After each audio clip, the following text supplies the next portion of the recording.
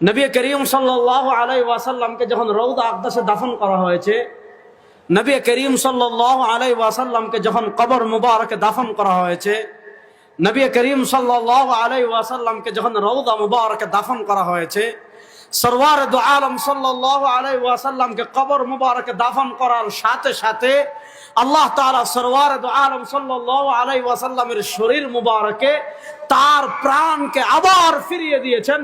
এজন্য আহলুস সুন্নাহ ওয়াল জামাআতের আকীদা হলো, আল্লাহর যত নবী দুনিয়াতে এসেছেন, আল্লাহর যত রাসূল দুনিয়াতে এসেছেন, সব নবী এবং সব রাসূলকে কবরে দাফন করার পর আল্লাহ তাআলা তাদের রূহকে তাদের শরীরে আবার ফিরিয়ে দিয়েছেন।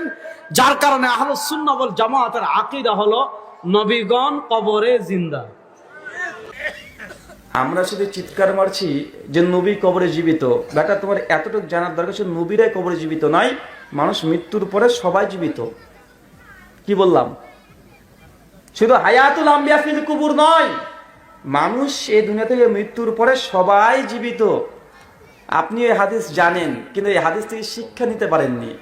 সেই বুখারী করবেন কিতাবুল জানাইজ হাদিস নাম্বার 1384। আল্লাহ নবী বলছেন, মানুষকে যখন কবরস্থ করা হয়, সমস্ত মানুষ গুটি গুটি পায়ে চলে আসছে, শেষ মানুষ যখন আসছে তার পায়ের আওয়াজ মৃত ব্যক্তি কবর থেকে শুনতে পাই। আমরা হাদিস জানি কি জানি না? মানুষ যখন চলে এসেছে, সবাই ফাঁকা হয়ে গেছে, কবরে ফেরেশতারা প্রবেশ করে, তাকে আবার রূহ ফেরত দেওয়া হয়, তাকে উঠে বসানো হয়, তাকে 3টে প্রশ্ন করা হয়, মান রব্বুকা মান দীনুকা করা হয়। কি হয় না কথা বলেন তো? কবরে তো কি তাজা না মরা লোকটা এখন? জি, কবরে তো তাজা, তাকে রূহ ফেরত দেওয়া হয়েছে। হায়াত কাকে বলে? শরীরের সঙ্গে যখন রূহ আছে, এটা হচ্ছে হায়াত। আর মৃত্যু কাকে বলে? শরীরের কোনো মূল্য নেই, রূহ চলে গেলে মৃতদেহ। কথা বুঝতে পারছেন? হায়াতের সঙ্গে সম্পর্ক হচ্ছে রূহের। কি বললাম? হায়াতের সঙ্গে সম্পর্ক রূহ। যতক্ষণ শরীরে রূহ আছে, জীবন। মানে আপনি একজন পূর্ণ মানুষ, আপনি হায়াতে আছেন। রূহ বেরিয়ে গেছে, আপনি আর কি নেই, জীবিত নেই, মৃত হয়ে গেছেন। তো কবরে যখন ওই ব্যক্তিকে প্রশ্ন সওয়াল জবাব করার জন্য তাকে রূহ ফেরত দেওয়া হয়, সেটা জীবিত। তাকে জীবন দেওয়া হলো আবার নতুন ভাবে, জীবিত হয়ে গেল। আল্লাহ নবী বলছেন, এই ব্যক্তি যদি কবরে 3টে প্রশ্নের উত্তর দিয়ে দেয়, সে মুমিন, তাকে ঘুমিয়ে দেওয়া হয়। জান্নাত থেকে একটা কানেকশন করে দেওয়া হয়, জান্নাতে সুঘ্রাণ পেতে থাকে। আর ফেরেশতারা বলবে যে তুমি নতুন বরের মতো এখন বাসর ঘরে আছো, ঘুমিয়েই থাকো। ঘুম থেকে যখন উঠবে, তখন তুমি দেখবে কিয়ামতের মাঠে তুমি চলে গেছো। আর যে বেটা ফিরাউন হবে, যে নমরুদ হবে, শয়তান বদ, যদি বদ হয়ে উত্তর দিতে না পারে কি করবে ভাইজান? কথা বলেন। তাকে উত্তম মধ্যম 4 আর 6 চলবে কবরে। ব্রাজিল আর্জেন্টিনা বলকে পা দিয়ে মারছে না, ধুম দাম চলবে একদম। তো মরা মানুষকে আজাব হচ্ছে না তাজা মানুষকে? জি, ফেরাউন কবরে জীবিত না মৃত? ফেরাউন, জি। আমরা বুঝি এখানেই ভুল, আবেগ দিয়ে ধর্ম করতে যাচ্ছেন।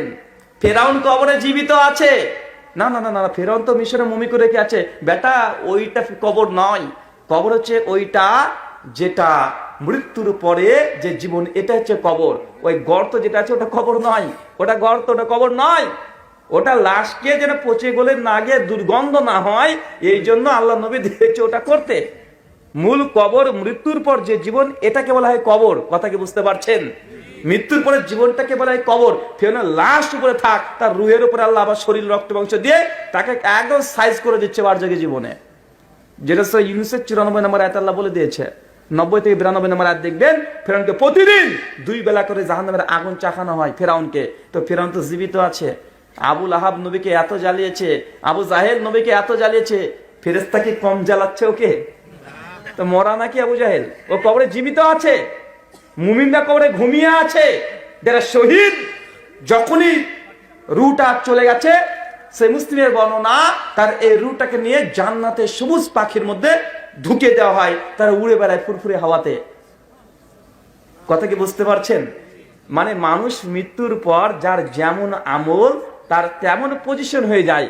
মুমিন হলে ঘুমিয়ে থাকবে, শহীদ হলে জান্নাতে ঘুরে বেড়াবে, আর যদি কাফের হয় তাকে উত্তম মাধ্যম দেওয়া হবে। তো ভাই বলুন তো, কবরে কারা মৃত? কবরে কেউ মৃতই না। বারজাকি জীবনে কেউ মৃত না, সব জীবিত, বরং মুমিনরা ঘুমিয়ে আছে। তো আপনি যে লাফালাফি করছেন, এত আপনি যে কাফের ফতোয়া দিচ্ছেন, যারা নবীকে হায়াতুন নবী মানে না, তারা কাফের। হুজুর উনিও জানে না, উনিও বুঝে নাই। আহলে হাদিসের এই বিশ্বাস, প্রত্যেক নবী রাসূল তারা কবরে জীবিত, ইউসাল্লুন, তারা সালাত আদায় করছে, তারা সালাত আদায় করে। মুসনাদে আবি আলা হাদিস নাম্বার 1865, হাসান সনদ হাদিস বর্ণনা আছে, নবীর কবরে জীবিত আছেন এবং ওয়াক্ত হলে সালাত আদায় করে। তবে আহলে হাদিসের সঙ্গে তাদের দ্বিমত কোথায়? সূক্ষ্ম দ্বিমত আছে। আমরা বিশ্বাস করি নবীর কবরে জীবিত, আমরা বিশ্বাস করি নবী কবরে সালাত আদায় করছে, তারাও তো বিশ্বাস করে। পার্থক্য কোথায়? পার্থক্য হচ্ছে এটাই, তাদের বিশ্বাস নবী কবরে জীবিত, দুনিয়াবী জীবনের ন্যায় জীবিত, এই দুনিয়ার সঙ্গে কানেকশন আছে। নবী চাইলে আবার চলে আসতে পারে, নবী চাইলে হাজির হতে পারে, নবী চাইলে কারো কল্যাণ করতে পারে, নবী চাইলে কাউকে কবর থেকে হাত বের করে দিয়ে রুটিও দিতে পারে। কথা কি বুঝতে পারলেন না ভাইজান? ফাজেলে হাজ পড়েন নাই যে আল্লাহ নবীকে স্বপ্নে দেখলেন, আল্লাহ নবী খুব ক্ষুধার্ত, আল্লাহর কোন ওলি গিয়েছে কবরের কাছে, মাজারে গিয়ে আল্লাহ নবীকে বলছে, আল্লাহ নবী আমি এই অনেক রাস্তা এসেছি, কি করব, আমি খুব ক্ষুধার্ত। আল্লাহ নবী স্বপ্নে ওই আল্লাহর ওলি না গলি কি আছে, ওকে একটা রুটি দিয়ে দিয়েছে। ও বেটা স্বপ্নে খাচ্ছিল, ঘুম ভেঙেছে, দেখছে হাতে রুটি আছে। ওরা হায়াতুল আম্বিয়া বলতে এই অর্থ নিয়ে নিয়েছে। আমরা আহলে হাদিস যারা মানহাজে সালাফি, তারা আমরা একথা বিশ্বাস করি না যে আল্লাহ নবী তিনি জীবন এই দুনিয়া থেকে চলে গেছেন, বারজাখের জীবনে জীবিত আছেন, তো এই দুনিয়ার সঙ্গে কোনো কানেকশন নাই। কথা বুঝতে পারছেন? কেন বিশ্বাস করি? কারণ এই মর্মে কোনো দলিল নাই। যতটুকু হাদিস আছে ততটুকু ইসলাম, আর যতটুকু আপনি অতীতে ঢুকাবেন এটাই প্রচলিত ইসলাম। 19-20 করা যাবে না। মা আতাকুম রাসূলু ফাকুযুহু ওয়া মা নাহাকুম আনহু ফান্তাহু। আল্লাহ বলছেন আমার নবী যতটুকু দিয়েছে ততটুকু গ্রহণ করো, যা দেয় নাই তা বর্জন করে দাও। তাই আমাদের আহলে হাদিস একদম অরিজিনাল জায়গাতে দাঁড়িয়ে থাকি। আমরা গুলু ফিদ্দিন, ধর্মের মধ্যে বাড়াবাড়ি, ইফরাত তাফরিদ এগুলো আমরা করি না, সীমা লঙ্ঘন করি না। যতটা আছে ব্যালেন্স করে কথা বলতে হবে। জি হ্যাঁ, হায়াতুন নবী বলা কি সঠিক? শেষ নবী মুহাম্মদ সাল্লাল্লাহু আলাইহি ওয়াসাল্লামকে হায়াতুন নবী বলা হয়ে থাকে, অনেকে বলেন এবং বিশ্বাস করেন। এটা নিয়ে আমরা অনেকবার আলোচনা করেছি, বেশ আগে অবশ্য। হায়াতুন নবী শব্দের অর্থ কি? নবীর জীবন। তো নবীর জীবন আছে না নাই? আছে, মানে ছিল। তিনি এখন বরজাখে আছেন, আমারও জীবন আছে, আপনারও জীবন আছে, নবীরও জীবন আছে। তো এখন এখানে এটার মধ্যে কি হলো? এখন আহামরি কি আছে? নবীর জীবন। হ্যাঁ, এটার অর্থ যদি বুঝায় যে নবী জিন্দা আছেন, এইটা বুঝায় না? এইটা যদি বুঝায় তাহলে তাদের তর্জমাটা একেবারে গলদ হয়ে গেছে। নবী জিন্দা আছেন এই কথা বলতে আর নবী হাইয়ুন, তো আরবি কথাটাও ভুল। হায়াতুন নবী কথাটা এই সেন্সে কি ভুল একটা কথা নিয়ম মুখস্থ করে বসেছে। এই হায়াতুন নবী অর্থাৎ নবী জিন্দা আছেন এই কথা বুঝায় না। এখন বুঝতে পেরেছি তারা ভুল আরবি উচ্চারণ করেও তারা যেটা বুঝাতে চায় সেটা কি, নবী জিন্দা আছে। তো নবী জিন্দা থাকলে মরলেন কে? আল্লাহ তাআলা বলেছেন ওমা মুহাম্মাদুন ইল্লা রাসূল, তিনি মুহাম্মদ রসুল ছাড়া কিছু না। আরেক আয়াতে তিনি কি বলেছেন? ইন্নাকা মাইয়িতুন ওয়া ইন্নাহুম লামাইয়িতুন, হে নবী আপনি একদিন মরবেন এবং তারাও মরবে।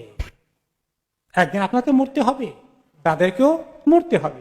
তাহলে তো নবী তো মরে গেছেন, এখন মরা নবীকে জিন্দা করবেন? জিন্দা তো আল্লাহ তাআলা করবেন। এবং এটা ঠিক। আবার একটা দলিল নিয়ে আসে হাদিস থেকে, কি উল্টা দলিল, যে দলিলটা টিকে না, জোর করে দলিল বানায়। সেটা হাদিসটা হলো এই, ইন্নাল্লাহ হাররামা আলাল আরদি আন তাকুলা আজসাদাল আম্বিয়া, আল্লাহ তাআলা জমিনকে হারাম করে দিয়েছেন, মাটিকে হারাম করে দিয়েছেন যে নবীদের শরীরকে তারা খেতে পারবে না, নবীদের শরীরকে তারা হজম করতে পারবে না। নবীদের গোটা বডিটা আস্ত থাকবে। শুধু নবী মুহাম্মদ সাল্লাল্লাহু আলাইহি ওয়াসাল্লাম নয়, সমস্ত নবীরা তাদের জমিন, তাদের শরীর, বডি খেতে পারবে না, আস্ত থাকবে। এমনকি অনেক শহীদদের খবরও আছে, যারা শহীদদেরকে কোনো কোনো জায়গায় কবরস্থান থেকে যখন খোঁড়া হয়েছে, কোনো কারণে রাস্তা বানাতে হয়েছে, বিভিন্ন জায়গায় টাইম টু টাইম এটা আসে, তাদের বডি আস্ত রয়েছে। এটা আল্লাহ তাআলার কুদরত, ওনার বডি আস্ত আছে। তো এই বডি আস্ত আছে এটা ঠিক ওনার, কিন্তু এটার দ্বারা তিনি জীবন্ত এটা মনে করা ঠিক নয়। 3 নম্বরে এর মোকাবিলায় সহিহ হাদিস আছে। যখন আমরা ওখানে সালাম করতে যাই, আল্লাহ তাআলা ওনার রূহ ওনাকে ফেরত দেন এবং তিনি সালামের জবাব দেন, তারপরে তিনি আর জিন্দা থাকেন না।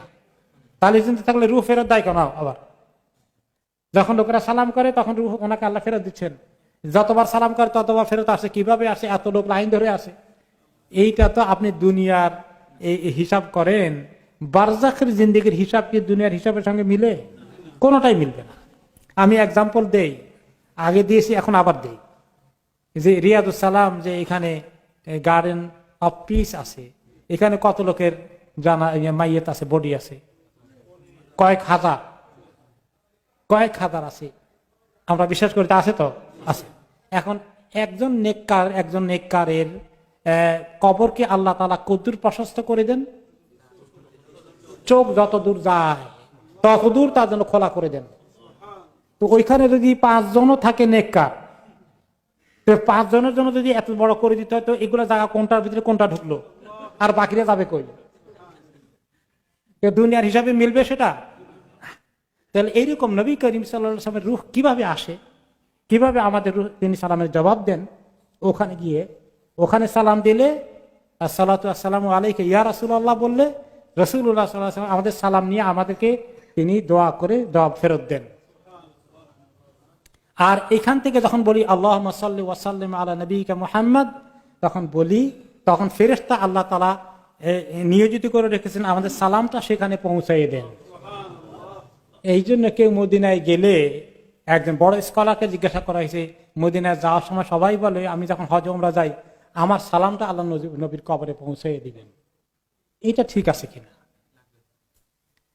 এইটার কোনো দলিল নাই যে মানুষ ওনার সালাম পৌঁছাইতে পারে আল্লাহ নবীর কাছে। কোন সাহাবীরা এই কাজ করেন নাই। কিন্তু মানুষের চেয়ে আরো দামি জিনিস আছে, ফেরেশতা পৌঁছাই দিবে এই মুহূর্তে। আপনি মানুষকে ধারণ করেন, মানুষ তো ভুলিয়ে যেতে পারে, মনেও না থাকতে পারে, ফেরেশতা এক্ষুনি পৌঁছাই দিবে। তা আপনি নগদ থাকতে বাকিতে যান কেন? আমাদের বুদ্ধির এত অভাব, সুস্পষ্ট হাদিসকে আমল করতে পারি না। তাহলে আপনি নিজে এখান থেকে যত সালাম পড়বেন, দরুদ পড়বেন, সব রাসূলুল্লাহ সাল্লাল্লাহু আলাইহি ওয়াসাল্লামের কাছে ফেরেশতারা সঙ্গে সঙ্গে পৌঁছে দিবে, বাকির নাম ফাঁকি, বাকিটা কি নাই। আর মানুষকে ধরার এটা কোনো সুন্নত তরিকাও না। সালফে সালেহিন ইমাম আবু হানিফা কুফায় আছিলেন, ইরাকে ছিলেন, উনি যে সালাম পাঠাইছেন কোনো প্রমাণ দেখাতে পারবেন না। ইমাম আবু ইউসুফকে দেখাতে পারবেন না, ইমাম তাহাবিকে দেখাতে পারবেন না। কাজে এই সমস্ত মুখস্থ কথার কোনো দরকার নেই, আমল করি সুন্নত তরিকা মতো। তো নবী করিম সাল্লাল্লাহু আলাইহি ওয়াসাল্লাম তিনি আল্লাহ তাআলা ওনাকে যে হালতে রেখেছেন সেই হালতের বরজাখের জিন্দেগি কিছু হাদিসে ইশারা আছে, এর বাস্তব অবস্থা কি, উনি কি করেন সেখানে, এগুলো কিছু বিস্তারিত আসছে না।